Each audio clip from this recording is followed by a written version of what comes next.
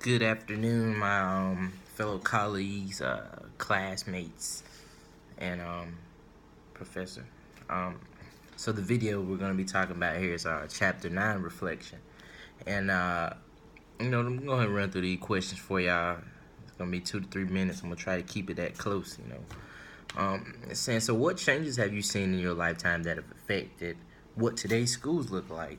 I believe that for me personally, one of the biggest changes that I have seen that is affecting school is just policies regarding social media, because it has become so big for students, and even within some of us professionals. Social media, it can get people in a lot of trouble, and at the end of the day it also can connect a lot of people. But what we found out is that in many school districts, there's been big scrutiny and a lot of legal cases where children have literally gone to jail and had their futures literally torn apart because of social media. And it's not going to get any better, because there are new social media sites coming about probably about every 6 months, and the students they're becoming involved in them, and the school districts, they try to keep their not necessarily pause, but try to keep constraints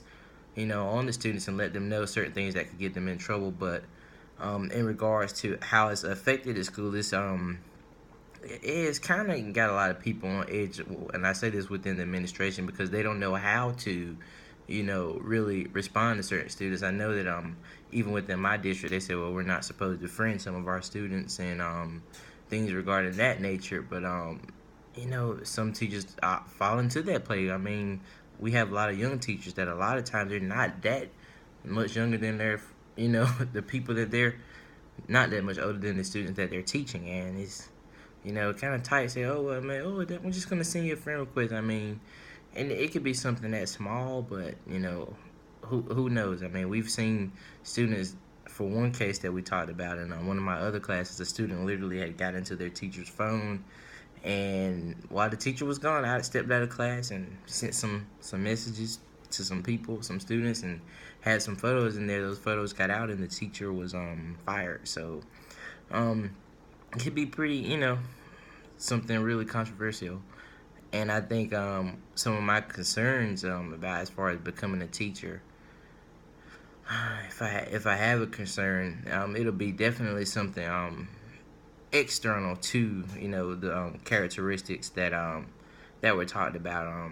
Because I think it was like out of the four characteristics it was talking about, one of them was just like unconcerned, and I think that would be me. I'm unconcerned with a lot of the stuff that's going on within, but it's the external things that are not happening at the school, that are not seen, that really makes me concerned for the well-being of the school. What, as far as what they bring to the school with them, what they go through at home, that a lot of times they won't even talk about. Those are some of the things that concern me.